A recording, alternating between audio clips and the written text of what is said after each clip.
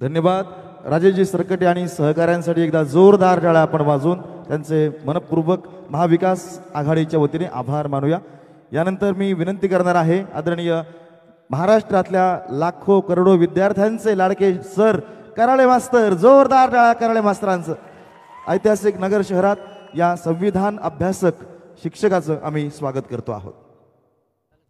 ज्या मायमाऊलीच्या उदरात या स्वराज्याचा सूर्य जन्मला अशा राजमाता राष्ट्रमाता जिजाऊ,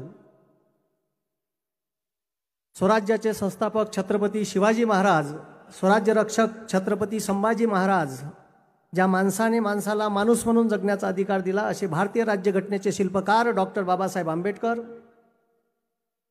जगद्गुरु तुकाराम महाराज, राष्ट्रसंत तुकडोजी महाराज, कर्मयोगी गाडगे महाराज, तमाम महापुरुषांना वंदन करतो। विचार मंचावर उपस्थित असणारे आदरणीय पवार साहेब, आदरणीय राऊत साहेब, आदरणीय थोरात साहेब, आदरणीय रोहितदादा पवार, महाराष्ट्राचे माजी गृहमंत्री माजी अनिल बाबूजी देशमुख, आणि ही सभा ज्यांच्या प्रचारार्थ आयोजित करण्यात आले असे महाविकास आघाडी आणि इंडिया अलायन्सचे उमेदवार निलेशदादा लंके,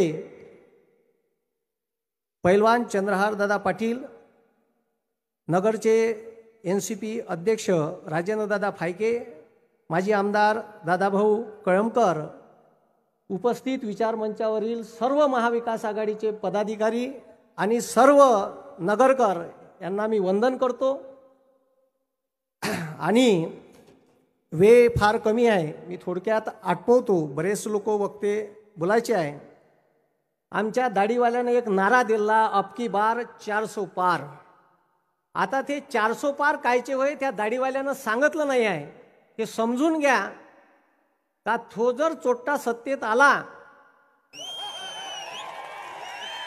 तर तो तुमची DAPची बॅग 400 पार नेणार आहे, तुमचं पेट्रोल डिझेल 400 पार नेणार आहे, आणि त्याले जर जाग्यावर बसवायचं आहे तर येणाऱ्या निवडणुकीत निलेश दादा लंके यांच्या तुतारी या चिन्हासमोरचं बटन दाबून जास्तीत जास्त मतानं विजयी करा। याने एक नारा दिला आमच्या देशात या आया बहिणींच्या शिक्षणासाठी, बेटी बचाव आणि बेटी पढाव। इतका ढोंगी आहे या का त्या मणिपूरमध्ये जाती जातीत भांडणं लावले, 2 महिने झाली दंगल पेटली, ह्या त्या दंगलीवर बोलून नाही राहिला, आणि ह्या बोलून काय राहिला दाढीवाला, इस्रायल पॅलेस्टाईन विवाद। दुसरा तो चर्चा तिथं फोन केला म्हणते मी, कुठं, रशियाच्या पंतप्रधानाले पुतीनले, युद्ध थांबवलं 1 दिवसासाठी, भारतातले लोक बोलावले। एवढा डेरिंग याचं का याच्या म्हणण्यानं युद्ध थांबते? आणि तो चर्चा त्याच्यावर करून राहिला, 57 दिवसानं बोलला ह्या मोजून मणिपूरवर 36 मिनिट 36 सेकंद। अरे तिथं 2 महिने इंटरनेट बंद होतं, त्या स्त्रीची नग्न धिंड निघाली, इंटरनेट चालू झाल्यावर तिचा व्हिडिओ व्हायरल झाला। जर तुम्हाला तुमच्या आया बहिण्यांची नग्न धिंड काढणारा भारत पाहिजे असेल तर त्या दाढीवाल्याला मतदान करजा, नाही तर महाविकास आघाडीला इंडिया अलायन्सच्या एक उमेदवाराला सक्षम करा आणि त्याला निवडून आणा। इतकं बदमाश आहे। अरे याची हद्द केव्हा पार झाली का या देशाचं नाव जगात रोशन करणाऱ्या, ऑलिम्पिक मेडल मिळवून देणाऱ्या या देशाच्या खेळाडू म्हणते का आमच्यावर या ब्रिजभूषणनं लैंगिक अत्याचार केला, त्याले तर पार्टीतून तर काढलाच नाही, त्याले कुस्ती महासंघाच्या अध्यक्षपदावर तसाच ठेवला, यायनं ठेवला का नाही ठेवला? आणि म्हणजे हे देशावर त्यानं आंदोलन केलं 26 जानेवारीला, त्याले पोलीसवाल्यानं वरून आदेश आले, मारलं त्यास, म्हणजे गोल्ड मेडल मिळवून देणाऱ्या लोकायले। त्यानं जेव्हा अर्जुन पुरस्कार वापस केला तेव्हा सरकारले जाग आली आणि त्याला पदावरून काढलं, आणि बरं निवडून कोणाला दिलं? त्याच्या सोबत्याला दिलं, कुस्ती महासंघाच्या अध्यक्षपदी। इतके बदमाश आहे। आणि आता त्याच्या पोराले खासदारकीची सीट दिली। अरे शेतकऱ्याची तूर 12,000 गेली तर यानं इजी तोरून अकातल्यासारखी तुरीची दाय बोलावली, त्याला माप नाही, दंड नाही, शेतकऱ्याचा विचार करते का हे पहा तुम्ही। आणि ते तुरीची दाय खपली नाही, तुरीचे भाव 4,000वर आले तर ते कंट्रोलले भोगदाड पडलेली घुबड्यानं टोचलेली दाय साल्यानं कंट्रोलले इकली 32 रुपये किलोनं। इकली का नाही इकली? इकली का नाही इकली? 2021 कास्तकाराचं सोयाबीन गेलं होतं 11-12 हजाराले, डिसेंबर महिन्यापासून सोयाबीन वाढून राहिलं होतं. ऐन ऑगस्ट महिन्यात त्या अमेरिकेतून 12 लाख टन सोयाबीनची डीओसी ढेप बोलावली आणि त्या सोयाबीनचे भाव पाडले. ऐन तोंडात घास आणणारा शेतकऱ्याचा हिसकावून घेतला यानं. हे शेतकऱ्याचं कैवारी आहे. अरे लुटून खाल्ला यानं देश. 538 रुपये डीएपीची बॅग होती, 1350 केली. पेट्रोल डिझेलचे भाव आकाशाला भिडून गेले. खर्च वाढून गेला. फवाऱ्याच्या औषधावर जीएसटी लावली. मग तुम्ही विचार करा, हे सरकार शेतकऱ्याच्या हिताचं आहे का? गुजरातचा कांदा निर्यात करायला परवानगी दिली, 2000 मेट्रिक टन पांढरा कांदा. आणि इथं कांदा उत्पादक शेतकरी आहे, महाराष्ट्राचा कांदा निर्यात नाही होणार म्हणते. सांगा. आणि निर्यात आता परवानगी दिली तर त्याच्यावर एवढे निर्बंध लागले का कांदा निर्यातच नाही झाला पाहिजे ना, शेतकरी उभ्यानं मेला पाहिजे. इथं नगरमध्ये आता मी काही गावात फिरलो, 7 तारखेला फिरलो. एक जाधव नावाचा शेतकरी भरला. तो म्हणे मी हार्वेस्टर घेतलं म्हणे. सरकारनं सांगितलं का जवळपास 1.5 का 1.25 करोड रुपयाची मशीन आहे ते ऊसाचा हार्वेस्टरची. त्याच्यावर 40 लाख सबसिडी होती म्हणे. हे विखे पाटील ते मंत्रालयाचे मंत्री आहे असं त्याने मला सांगितलं. तर म्हणे आम्ही ते सबसिडी मिळवण्यासाठी मंत्रालयाच्या एरझाऱ्या मारल्या पण सबसिडी नाही दिली म्हणे. काही शेतकरी आहे ना तर 4-4, 5 लाख रुपये त्याला फिरवती दिली म्हणे. म्हणजे घुस चालली तरी त्याची सबसिडी कॅन्सल केली. आणि तू ज्या कोणा लोकांना लिस्ट पाहिजे असन तर मायापाशी 90 शेतकऱ्याची लिस्ट आहे का ज्याला सबसिडी नाकारली या सरकारनं. इतकं बदमाश आहे. म्हणून हे लक्षात ठेवा. आणि मग आता हे सभा घ्यायला येऊन राहिले, त्याला वाटते का आता चित्र पालटते आणि आता का करायचं. याचा पक्ष बोल मान्य बाळासाहेब ठाकरेचा पक्ष बोलला सुरत मार्ग गुवाहाटी 50 खोके माजले बोके. मग त्याच्यानंतर पवार साहेबाचा पक्ष बोलला. आता तुम्हाला सांगतो, येणाऱ्या या 13 तारखेला जे इलेक्शन आहे या निवडणुकीत तुम्हाला जास्तीत जास्त एवढं मतदान करा निलेश लंके साहेबाले. आणि सर्वसामान्याचा नेता, एका शिक्षकाचा पोरगा आहे, 24 तास तुम्हाला उपलब्ध आहे. असे सर्वसामान्य लोकायले ठीक आहे पवार साहेब उचलते आणि त्याला डायरेक्ट आमदार घेऊन आता खासदारकीची सीट दिली. कोरोनात मी काम पाहिलं, मी व्हिडिओ पाहतो यायचे. असा सर्वसामान्याचा नेता तुम्हाला दिला आहे. भरपूर मतदान करा. आणि जेव्हा 4 तारखेला रिझल्ट राहील ना, सकाळी 7 काउंटिंग सुरू झाली का ज्यानं घड्याळ चोरून नेलं त्याचं घड्याळ 10 वाजून 10 मिनिटांनी बंद पडलं पाहिजे. आणि ते घड्याळ पवार साहेबाच्या चरणी आणून ते अर्पण करण. कारण त्या घड्याळ हिची चाबी एकाच माणसाच्या हातात आहे, ते म्हणजे आदरणीय पवार साहेब. ते घड्याळ दुसरं कोणी चालू नाही करू शकत. आणि यायले पुन्हा सांगून देतो, ठीक आहे, यायले पुन्हा सांगतो का या राजकारणाचा वस्ताद एकच माणूस आहे, आदरणीय पवार साहेब. आणि वस्ताद हा एक डाव राखून ठेवत असतो. आणि तो डाव 4 तारखेचा रिझल्ट लागू द्या, मग तुम्हाला सांगान का तो डाव का आहे. कारण पवार साहेब असे माणूस आहे का सकाळी माणूस पाठवायचा, शपथ घ्यायची, लंकेले आग लावायची, 3:30 वाजता राजीनामा देऊन वापस आणायचा. हे एकच माणूस करू शकते.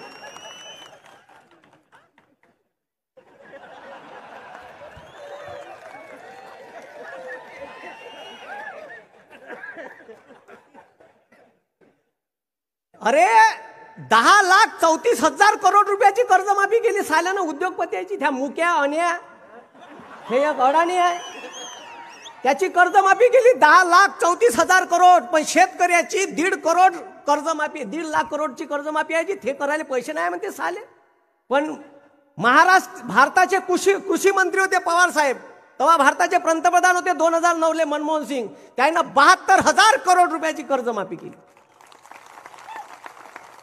या तुमच्या इकडे आता मी फिरून राहिलो, कोणाच्या शेतात द्राक्षाचे द्राक्ष आहे, कोणाच्या शेतात फळबागा आहे. मग त्या डाळिंबाच्या असो, पेरूच्या असो, ठीक आहे, त्याच्यानंतर केशर आंब्याच्या दिसल्या. हे फळबाग लागवड योजना कोण्या माणसाने सुरू केली, ज्याच्यावर सबसिडी दिली का शेतकरी लावा, तुम्हाला पर एकर सबसिडी, ड्रीप इरिगेशनले, सिंचनाले ते स्कीम चालू करणारे माणूस या महाराष्ट्रात शेतकऱ्याचा विचार करणारा एकमेव नेता आहे आदरणीय पवार साहेब. आमच्या काळात आमच्या डोळ्यानं पाहिलं म्हणून सांगून राहिलो. हे का सांगते, त्या दिवशी भाषणात बोललं मंगळसूत्र. हा अबे तुझ्या बायकोच पाय ना पहिले, तुला कुठं टाकून ठेवली. अरे सिलेंडर 430चं सिलेंडर महाग वाटे, त्याले 1130 नेलं.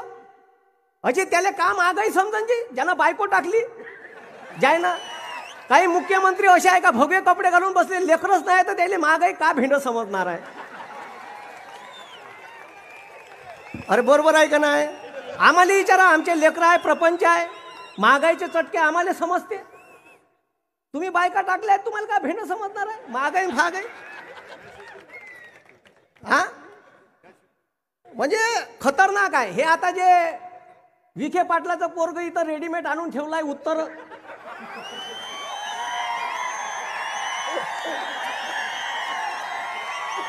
उत्तरचं कॅलेंडर दक्षिणेत आणलं. 2026 लोकसभेची डेडलाईन डिलिमिटेशन म्हणजे मतदारसंघ पुनर्रचनाची संपणार आहे आणि भारत सरकार एक कमिशन नेमन आणि मतदारसंघाच्या सगळ्या बॉर्डर चेंज होईल. तेव्हा ह्या का करण, ह्या जर तुम्ही निवडून दिला हे इथची डेव्हलपमेंट नाही करणार, तो तिथची करण.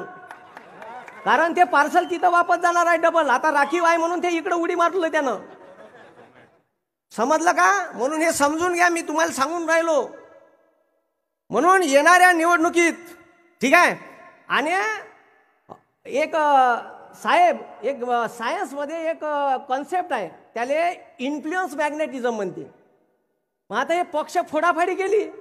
आता अजित पवार साहेबाला असं वाटून राहिलं असं का आपणच शरद पवार आहे का का. तर ते इन्फ्लुएन्स मॅग्नेटिझम म्हणजे जर तुम्ही मॅग्नेट घेतलं लोह चुंबक, तर त्याला जर टाचण्या लावल्या तर पहिली टाचणी चिपकते, दुसरी टाचणी म्हणजे एकाला एक टाचण्या चिपकते. तर त्याला असं वाटून राहिलं का पवार साहेबाच्या सानिध्यात आहे का मीच मॅग्नेट झालो का का. तर त्या ज्या टाचण्या चिपकते त्याच्यातला एक भाग ते घड्याळ चोरून नेणारे आहे. म्हणजे तुम्हाला समजून घ्या कन्सेप्ट काय आहे. तर राजकारणात अजित पवार साहेबांचा आणलं कोण, तर पवार साहेबांचा ठीक आहे करंगई धरून येणारे हे माणसं आहे. यायले महाराष्ट्रात आमदार केले, खासदार केले, असे लय लोक म्हणजे लहान लहान लोक पवार साहेबांवर टीका करून राहिले. तुमची अवकात नाही आहे सालेव. अरे त्या माणसाचं किती मोठं योगदान आहे आणि तुम्ही का बोलून राहिले. म्हणून हे जे सरकार आहे या सरकारनं शेतकऱ्याचा विचार नाही केला. एक अग्निवीर सारखी स्कीम आणली. हा अरे तलाठीची भरती होती 1000 रुपये फी. अबे कलेक्टर 100 रुपयात होते भारतात, तुम्ही तलाठी बनवायची फी 1000 रुपये आकारून राहिले. आम्ही सांगून सांगून पिसाळून गेलो यायले.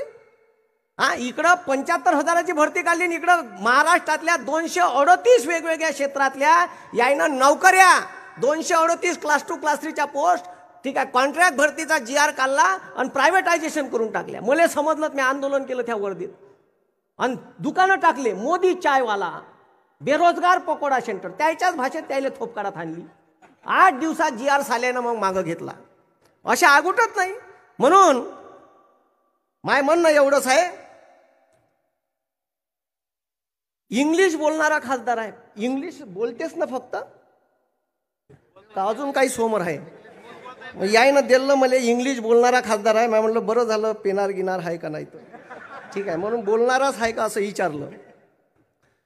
तर अना तुम्हाला सांगतो हे भविष्यात बीजेपीचा प्लॅन आहे का. हे उरली सुरली तिकडे गेलेली शिवसेना आणि तिकडे गेलेली घड्या आहे, हे खतम करायच्या माग आहे. मोजून 4 सीटा दिल्या 48 पैकी.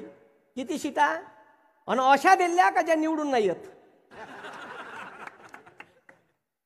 मग तुम्ही विचार करा आता. म्हणून येणाऱ्या निवडणुकीत आपल्याला हे समजून घ्या का आपल्याला इंडिया अलायन्सचा एक उमेदवार वाढवायचा आहे आणि 273चा संसदेचा सरकार स्थापन करण्याचा आकडा आपल्याला जादुई आकडा पार करायचा आहे.